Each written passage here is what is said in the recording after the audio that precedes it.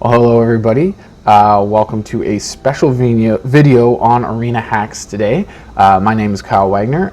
Earlier on this channel, one of my older videos, I did mention that I was going to be trying something called commentaries, and I figured this would be the perfect time to start my first one and give it a little try and see how it works out and see how you guys like it. Basically what I did is on Christmas Day, and this is a perfect way to start this. On Christmas Day, they had Wizards had a special event for Friday Night Magic, FNM. Christmas Day was Friday, so what they did is they had this, as you can see here, the description. You just bring a standard singleton deck, and you get this emblem down here where you get a free treasure token every turn. So a treasure token you sacrifice it, tap it and sacrifice it, and you get to add a mana of any color to your mana pool. So a treasure token is basically one mana in your mana pool of any color that you want, but as long as you haven't sacrificed the treasure token, you can use that at any time. So it's just one mana, one time use only, and then the mana's gone. But it is any color, so I decided to go nuts with it and create a multicolored deck with all kinds of craziness. We're getting one of these free tokens every turn, so that's great for mana ramp. First turn, you're getting an extra treasure token, extra mana on your first turn. So there's a lot of first turn 2 drops in this recording. And since it was Christmas Day, I didn't have time to set up my camera or anything, so I just got some game footage. So I figured now that I have some time, I'll sit down, I'll record myself watching it, and I'll see how you guys like it, and see what you guys think of it. This is purely for fun. It was all shenanigans because of just the gameplay and the way it goes. So that being said, I guess we'll just take a look at the deck, and then we'll get to some gameplay. Okay, so here is the deck. As you can see, it's very colorful. Very, very colorful. Look at this land base. But just to quickly go over it, I think I'll break it down into colors. So as you can see with the green here, we got big boys like Elder Gargrath and Craigplate Baloth, which is actually the real big boy in this one. Elder Gargrath's pretty cool. Questing Beast, not really a big guy, but pretty scary for our opponents with that Death Touch and Haste, and he's hard to block, so that's really scary for our opponents. We have all the Sanctums in here, so this green one is for more mana ramp / mana fixing. Also, Rose Thorn is for fixing and mana ramp. Same with Landwar Visionary. Get some card draw out of the Visionary as well. And then you get more mana ramp, all green, except these two guys do any color. So they're the real good ones, the green ones that give you mana of any color you want, because that really just further helps. It adds on top of those treasure tokens for you getting the mana that you need. Not a whole lot of black. I think we got Dire Tactics for some removal, and then Sanctum of Stone Fangs, and I think that's about it for black. It's just those two. Here's Ugin that I mentioned earlier. He's colorless. So for the red, we just got some, a haste creature here. Robert the Rich is always fun in burn decks and mono red decks. Scorching Dragonfire for some more burn stuff. Bone Crusher Giant, which is an awesome card. I wish he would have showed up more in the gameplay. Like even the videos that I show today, they're only like a few of the games that I played on Christmas Day, but not a single game did I ever see Bone Crusher at all. Neither did I ever see my Whirlwind of Thought, because I have a lot of non-creature spells in this. Like, non-creature spells are high, so I'm like, Whirlwind of Thought, lots of extra card draw, right? That's where I went with a lot of the blue. Let's go for card draw here, also mill them. Extra card draw, hand refreshing with the Midnight Clock, stuff like that. So that's what I was thinking with the blue. Keep the hand going, keep things going. Mythos of Aluna is just awesome to copy stuff. Right? And then white was the main thing. I was going through white. I'm like, oh, this is a good one because of all the Sanctums and all the other things here. So here's a Sanctum of Tranquil Light. So that's all that glitters is going to be great. Again, another spell I never saw once. This is singleton though too. So that's why there's only one copy of every card. You're only allowed one copy of each card in singleton. And for this event, I understand why with the free treasures every turn, because if you were allowed to go multiple copies, you could just build a deck that was just way too busted in this event, in this particular event. So making it singleton was a good way for them to make sure people just didn't get too out of hand and too crazy. So glass casket for more removal, that was the big thing with white. Here, this was more of a blue. I did it for more card draw, but the life gain was an extra bonus there too as well. Dire Tactics for the removal, that's got white in it as well. I already mentioned it. Banishing Light we saw come up. We saw Dire Tactics once. We do see Banishing Light come up. I never saw the Dreadful Apathy. I think we will see Nahiri's Binding at least once. Skyclave Apparition, never saw her. I don't remember ever seeing her once. Right, she would have been nice for some removal there, right? So I did try to balance it with, like I normally do, removal, creatures, non-creatures, all kinds of stuff like that. And as you're about to see, it does work out pretty well. Archon of Sun's Grace, that's just, again, all the sanctums in here, they're all enchantments. So I'm just like, yeah, that Constellation ability would be great. Too bad I didn't see him all that often. Yeah, Questing Beast, I don't think I ever saw him. I think we will see Elder Gargaroth come out. You're going to see him in one game.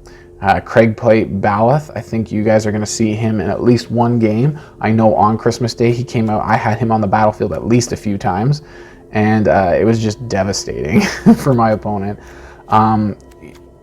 You don't see me play them. You don't see Ugin in the gameplay that I've recorded for you guys, or you didn't. You didn't see Ugin in there. Unfortunately, I know I did mention him while I was watching the gameplay there. But no, unfortunately, we didn't see him come out. I did get him out in one of the other matches that I didn't record. Same with the Genesis Ultimatum. There was at least a couple matches where I played that. Again, these are cards that are just amazing, and I'm like, with all those treasure tokens, you're going to be able to make those mana costs a lot easier. You're going to make those happen. So yeah, the Genesis Ultimatum, yeah, I did play it a couple times, and it was just devastating when I did. Inspired Ultimatum, I seen it in my hand once. I know we didn't see it just in this, and we won't see it in the gameplay that's coming up here. But it was in there. It would have been a really good card. I can't remember what I was going to say about it there, but yeah, it would have been really good. I did get it in my hand one of the games, but I think I cast my Genesis Ultimatum because I had it as well, and I never got around to the Inspired Ultimatum because I think I just won because of the Genesis Ultimatum. But yeah, it's like just awesome cards, all kinds of crazy colored manas. Like this is, as I just scroll through this deck every time, I'm just like, what the heck, right? So all these temples, mixing all the different colors of land. I think I just put one temple of almost every color in, except ones that had black in it, because I have so few black cards in this deck. I don't really have too many lands that go black or otherwise. Here we go. Here's a black-blue land. Here's a black-white land. And I think that's about it. I don't have any other black sources in here other than those two. There isn't even there's no swamps even. Just the two black sources. And what I have with black is Sanctum of All, then the Dire Tactics and Sanctum of Stone Fangs, which I could use the Cobra, or yeah, the Cobra here, Carotid here, or the Rose Thorn guy, this guy, or any of the treasure tokens to get those black mana. So I wasn't too concerned about it, and as you are about to see, it does work out pretty good for those spells. So this is the deck, and I'm going to show you guys how it works. Okay, so here's the first game. I'm deciding whether or not to mulligan, and I would say because of that Lotus Cobra, I would say this hand looks pretty good. Remember, this is where we get the free treasures every turn. So that Lotus Cobra and some free treasures with the Archon of Sun's Grace, Elder Gargaroth, like those cards are going to come out fast this game in a game like this. So third turn, I can see Archon of Sun's Grace third turn, Elder Gargaroth fourth turn if everything works out well and opponent doesn't have any removal.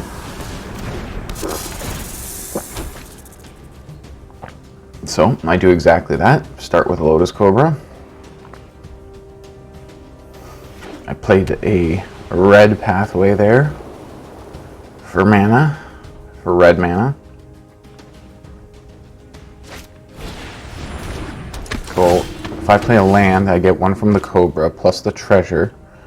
I can play the Archon of Sun's Grace right now if I want to. I also have a Robber of the Rich, so I can start stealing his cards.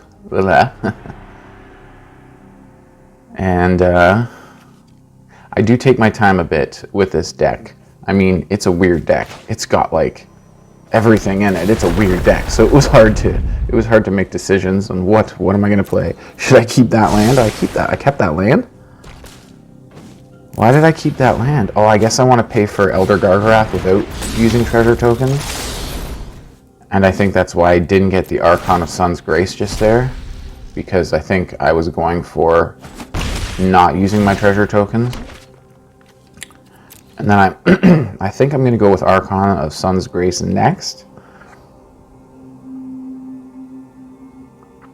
I don't know, this was on Christmas Day that I was playing this, so it was a few days ago. It's hard to remember exactly what I was thinking at this moment.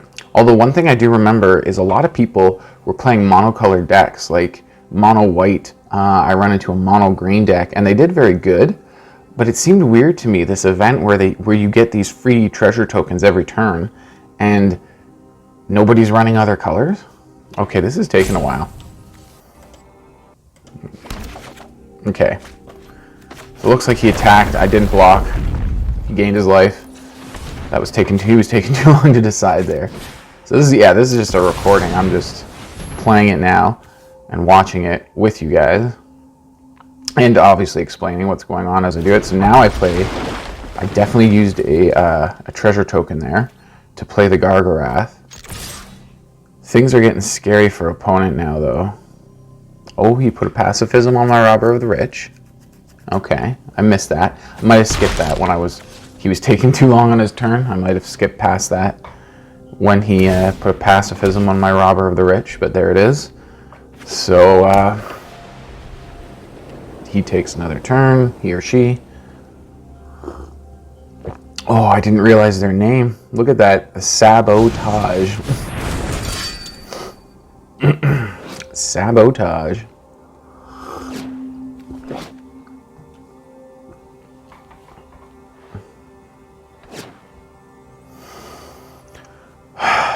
Okay, now no, it's him again, taking a while.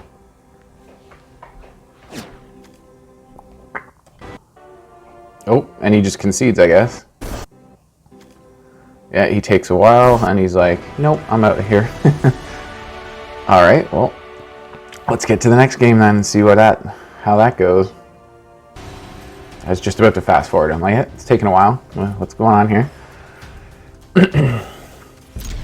This one, I'm not sure if I win this one. I think I do win this one. I'm not entirely sure.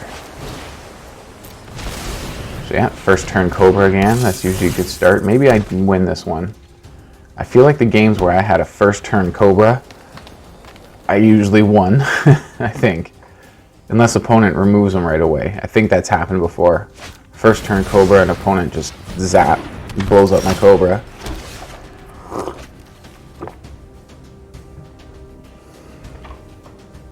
Back to my turn.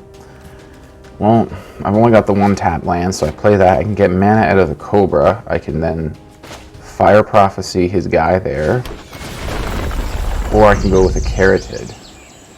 With that kind of scry, I remember what I do now, yeah.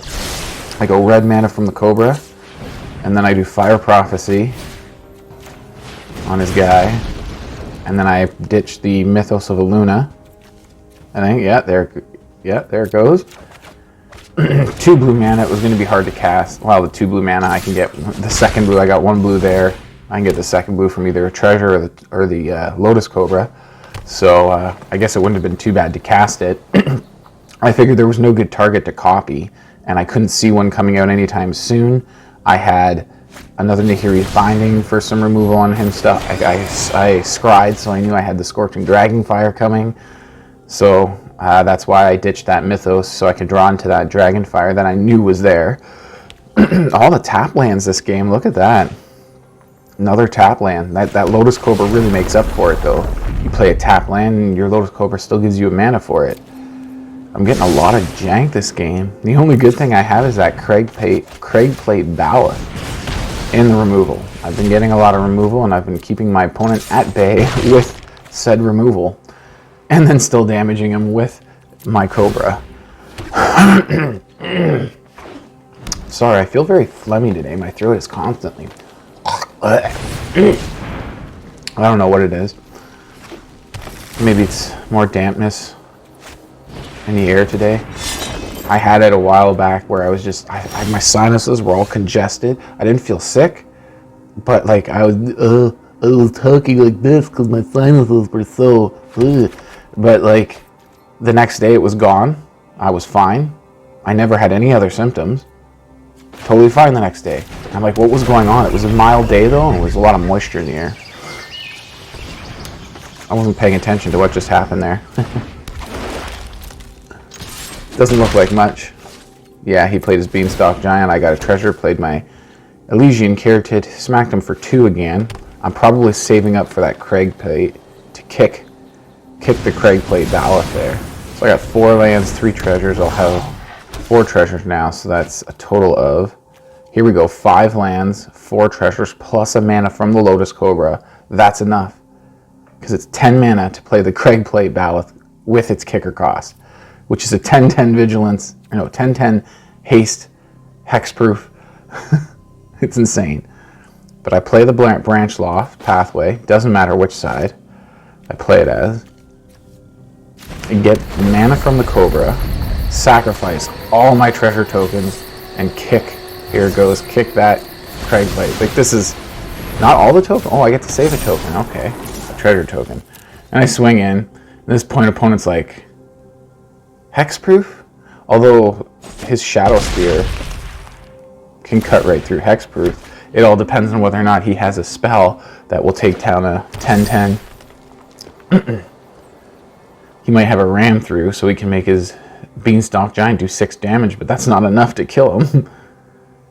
Well, if he equips the Shadow Spear for 2 mana, then he uses the Shadow Spear's ability, which is only 1 mana, and it shuts off Indestructible and Hexproof that your opponent has, that Shadow Spear there.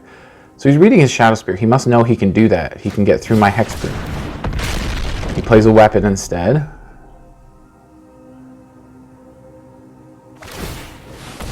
He equips the Shadow Spear. Does he attack to gain the life? Because he's got a life gain now. He should probably attack to gain life. Let's see if he does. No. No, he doesn't. Interesting. So what do I have now? Oh, I locked down his Beanstalk Giant with the Nahiri's Binding. Yeah. So he can't block with it. And then I attack with everything, knowing my Caryatid and Cobra are going to be fine, because he has to block my Baloth with his weapon there. His weapon will die, my Baloth will just destroy it. And my other 2 guys will get through, reducing his health to 1. But I don't think it gets that far. I think he pretty much concedes right here, if I remember correctly.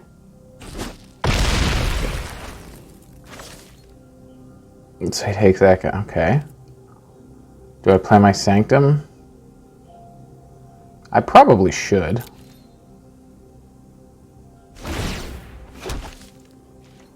Okay, so what does he do now?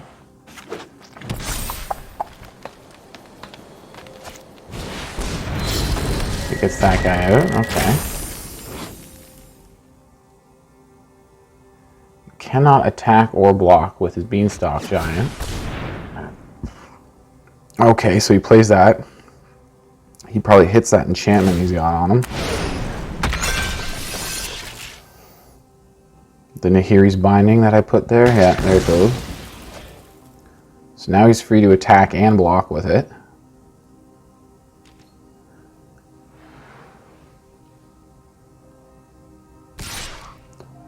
He does attack, okay. Yeah, if you do the math, he's going to gain 8 life. I shouldn't have, I thought I missed that he had trample here. I noticed that here. I go, oops. Yeah, because I shouldn't have thrown my Cobra at him. In fact, I should have kept my Cobra And maybe even if I chumped with anything, it should have been the Carotid, because the Cobra had 2 power. So the Cobra plus the Baloth is 12 damage. And here I get the Robber of the Rich anyway. So I'm like, that's the 12 damage. 2 damage from the Robber of the Rich, 10 from the Baloth. He's only got 12. His creature's tapped.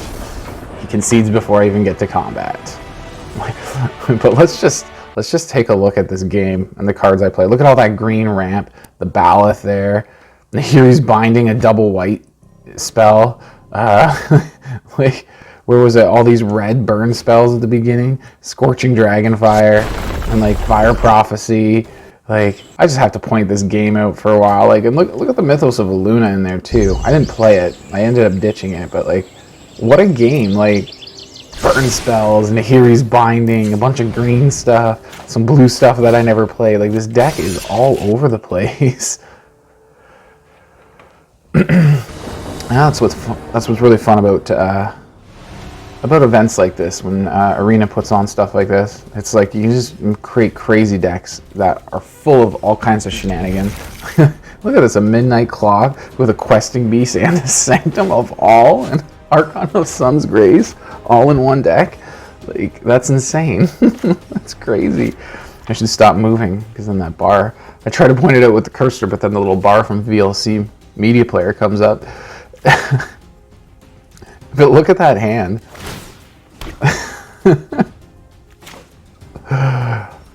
Yeah, go with the tap land. This is one of the first few games I can't do anything on the first turn. I think I might lose this one. I know there's a stretch of 4 games I play right here. I lose only 1. There was 1 other loss I had in there. That I did record. There was 1 loss I didn't record, or 2 losses that I didn't record. So 3 losses. This video that we're watching right now is going to have 3 wins in it. Plus I have at least a handful of other wins that I didn't record. I forgot to record. So the deck actually did pretty good. Although this deck would be garbage in regular singleton play. Yeah, there's no way you'd be able to cast half these spells most of the time. It's those treasure tokens that you get every turn that really make this deck do its thing real well. So yeah, I throw a treasure token now to get my clock out a little earlier. I think my opponent prevents my clock from even going off. I think I get it right close to 12 counters, and then he snaps it back to my hand, I think. Spinning wheel, okay.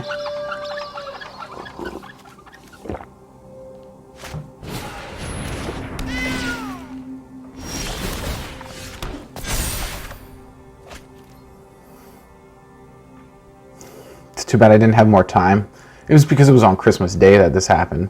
I would have liked to take one of those, like I was really thinking, like the day after this, when it was too late, I was thinking, oh, I should have taken that Enchantifax deck from the last video that I put out. And I was like, oh, I should have taken that Enchantifax deck, left it the way it was, and then just taken it into the event and seeing how that deck would do with all those extra treasure tokens. And just try like other decks just normal decks that aren't built for this exact event. Like this deck, I built this deck specifically for this event. It works on the principle of getting those treasure tokens every turn. You need those treasure tokens every turn in this deck, as you may have already noticed. So I just played the Sanctum of All. I have a feeling, yeah, this is where he bounces my Sanctum back to my hand. Yeah, no, here we go. Yeah, so he bounces the Sanctum back. It took a long time to decide that, though. Attacks with his kitty. Gain some life.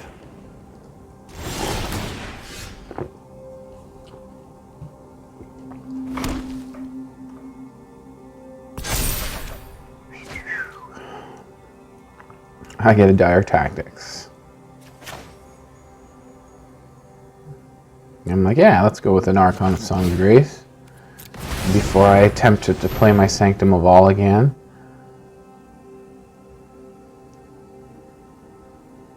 I think I might get a Pegasus token out of it, and then he snaps it back to my hand. I wish he would go a little faster. But then again, I take my time too. Like I said, this deck is weird, so I often have to think through my plays a lot. What did I do? I kept that land. I don't know if I should have kept that land. You know what? I kept it for the Genesis Ultimatum. That's what I kept it for. So that would be 3 blue, 1 red. Still need 2 green and 1 red. Yeah. I shouldn't have kept that island. He plays his own Archon. Wow.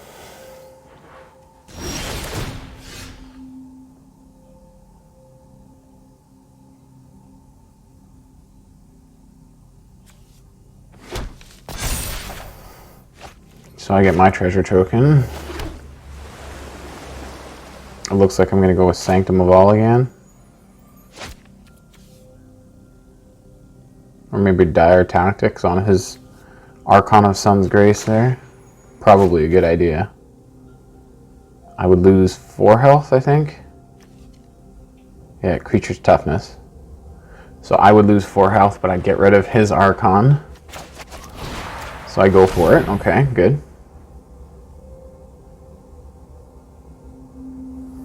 He has 2 treasures, so he can use 2 mana for something if he sacks those treasures. Okay, so he bounces his own Archon to protect it.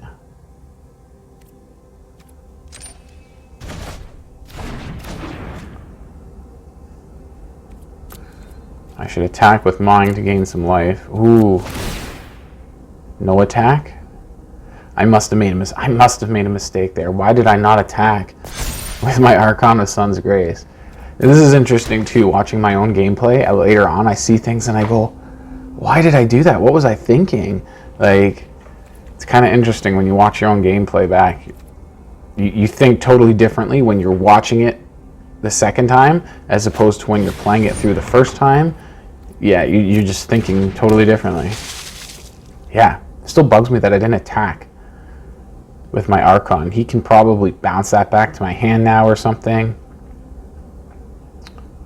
Looks like he's counting mana. Okay, so he goes with a Cloudkin, yeah. So now he's got a blocker for my Archon. I could have had 3 damage in on him, gained 3 life. He would have hit me for 1 and gained 1 life back. But still, then that would put us both at 21, like, because he would attack me with his Charm Stray there. But that would make us both at 21 by the time I take my turn. So right now I'm taking my turn. I'd be at 21. He'd be at 21. His cat would be tapped. Every now and then you might see that pop up there. That was me checking to make sure that the recording was actually recording. So I pump up my clock a little bit. Not a bad idea.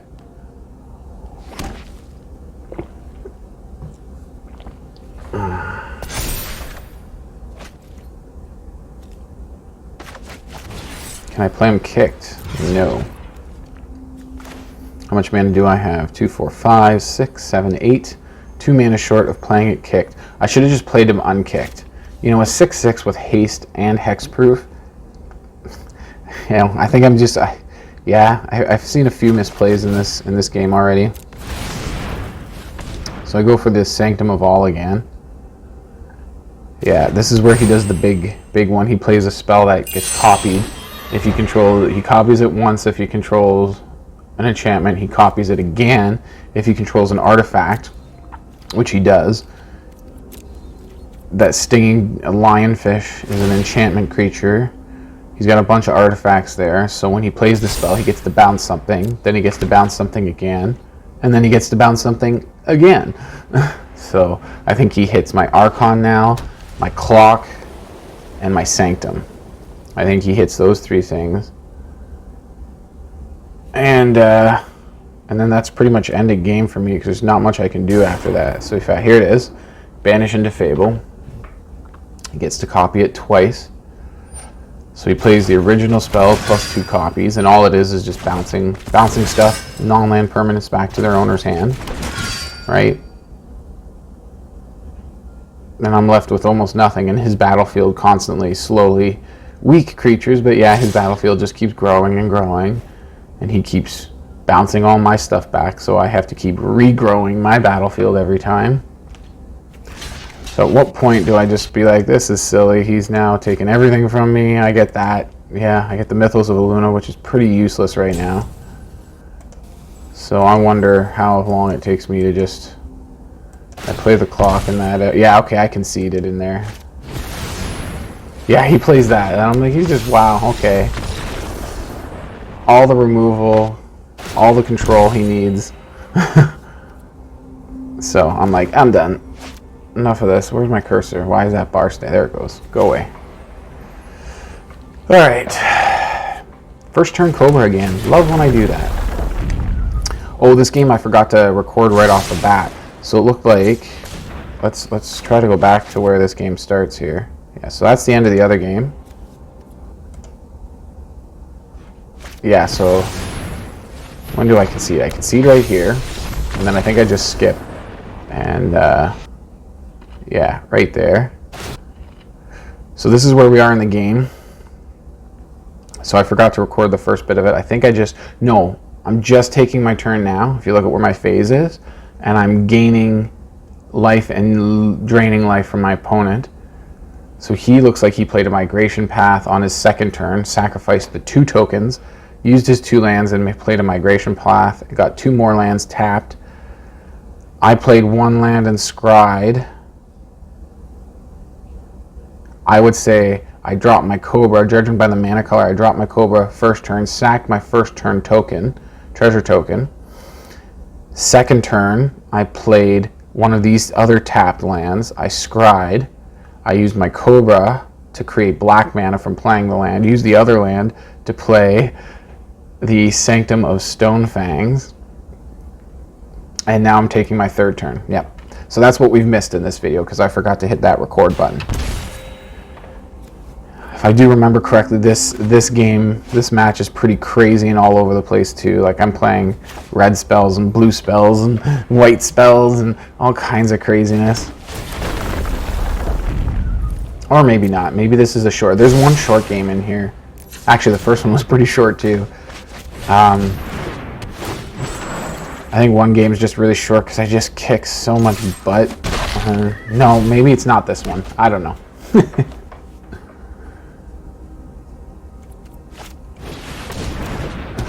Okay. Data.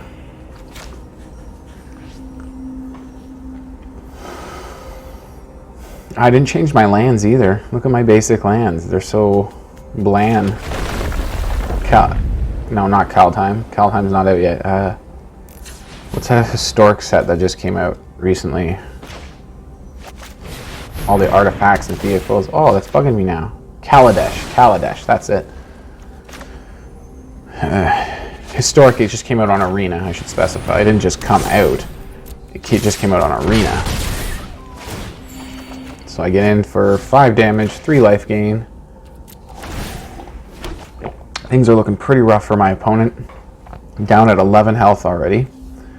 His only creature I zapped. He's got plenty of lands, although I've caught up to him on lands. He played that migration path second turn. Oh, I remember this one now. When he plays the Skeet Swarm. This is a nutty, this game is kind of nutty.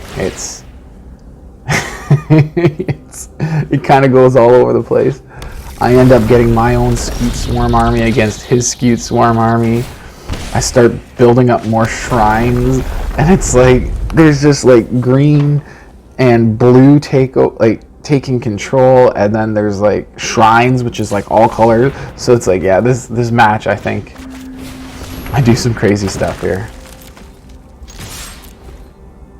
Right now, I'm hoping for some of my big stuff. Like, I'm getting all my little things. I'm like, where's all my big stuff? Where's my Ugin? There's an Ugin in this deck. I'm not sure if I got a recording of me playing it. There was a game where I played it, though, and it's just, yeah, I just won. I played it so early, too. I played it like 4th or 5th turn. Ugin. I think I did one thing. I think I used his plus ability. So I just checked the recording again there. I think I used Ugin's plus ability. Did 3 damage to something. I think it just went straight for his face. And then he just concedes. I think I end my turn. He's still in the game, but he's just like, yeah, I can't deal with Ugin. I'm out.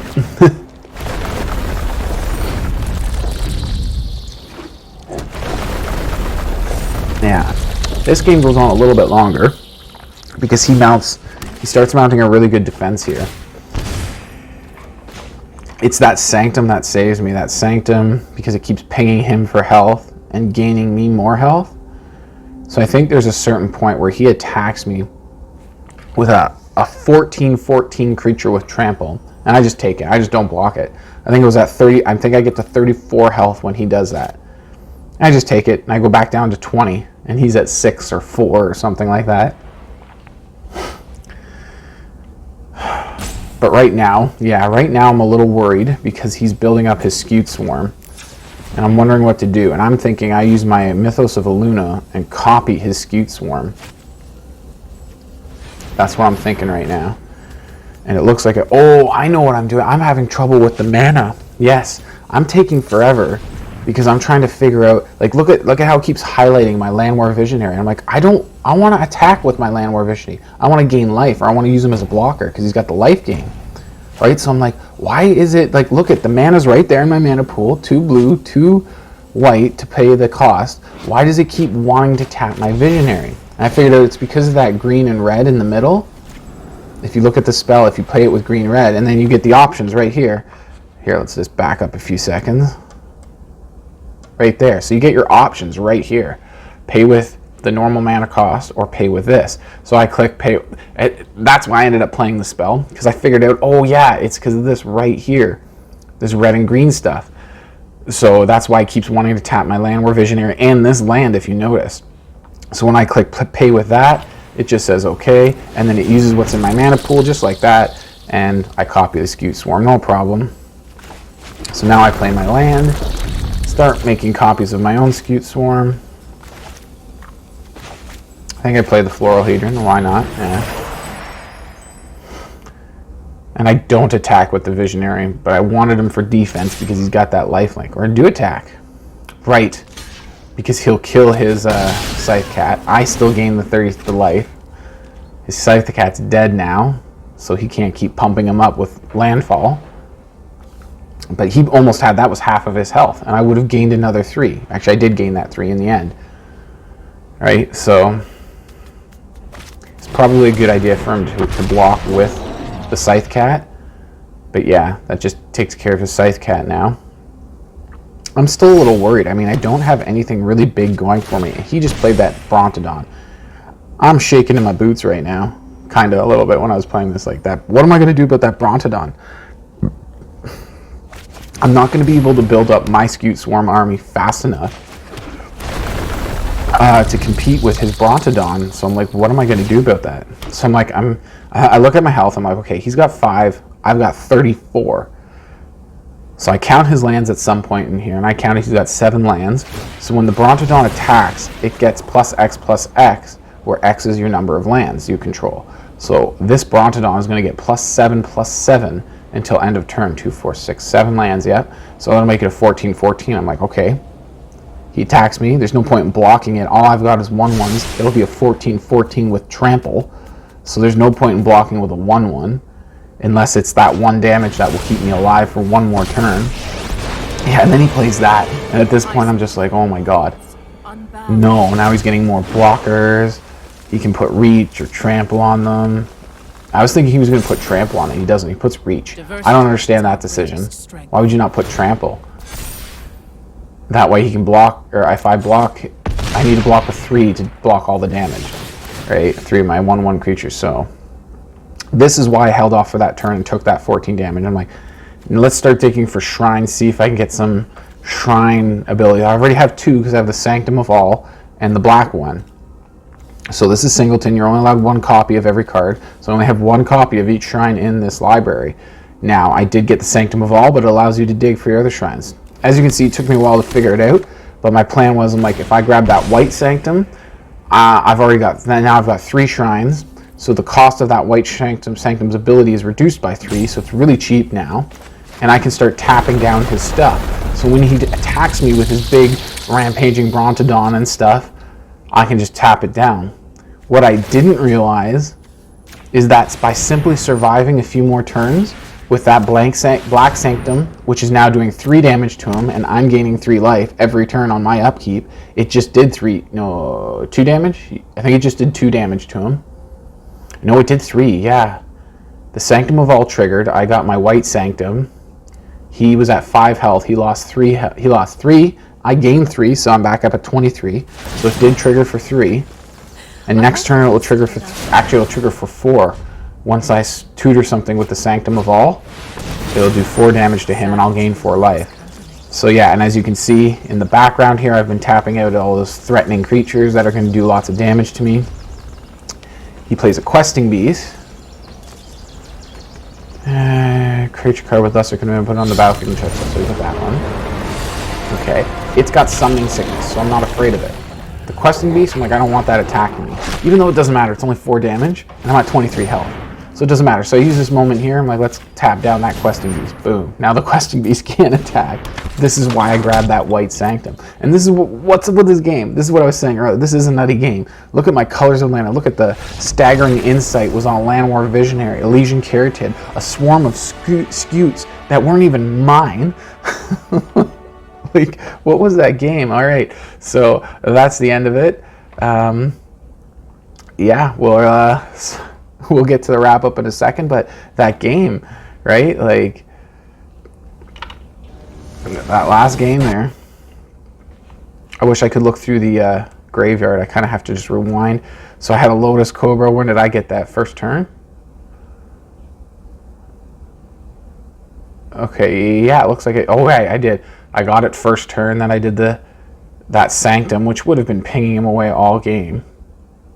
So I was already at 21 health. He was at 19 here. I attack with the Cobra, right? Like, but just look at all these spells. Okay, so here I have a Banishing Light on his Rada or whatever. Right? The Black Sanctum, Cobra, Visionary, Banishing Light. What the hell? And then eventually later on here, so yeah, Staggering Insight on the Landwar Visionary. All these colors. Mythos of Aluna to copy his Scute Swarm, getting my own Scutes. I love this. I had so much fun playing this deck. Okay, so that was the gameplay there. It was pretty nutty, especially that last game. I thought they were all pretty nutty, except the games where I lost because I usually just didn't get my card draw good enough. Didn't get things going good enough. So that was like the lost games there. But let me know what you think about these commentaries, whether you like this one. Like I said earlier, I think it was just the perfect one to start and give it a try. It was just such a nutty, fun day on Christmas Day playing this. I did spend a lot of time with my family, don't get me wrong. It was a little bit in the morning and then a little bit in the evening when my sister and brother-in-law took their kids and went home. So we did do a family Christmas, but I did play this when I did get the chance because it was so fun. So I hope you guys enjoy it, and if you do enjoy it, make sure you hit the thumbs up, subscribe to the channel if you haven't already, and please, everybody, leave a comment on this video. I would like to know what you think of what I'm doing here. Do you think I should keep doing it? Did you find it entertaining? Do you think it would only be good for videos like this? Where it's just this unique event that Wizards put on for one day. Let me know in the comments, and so I can know what to do next. Otherwise, I'll just probably keep doing a couple more of these commentaries and see how they turn out as well. With that being said, hope you all have a great day, and Merry late Christmas, and New Year's is coming up. Actually, I think today's New Year's Eve, so have a good New Year's. Cheers.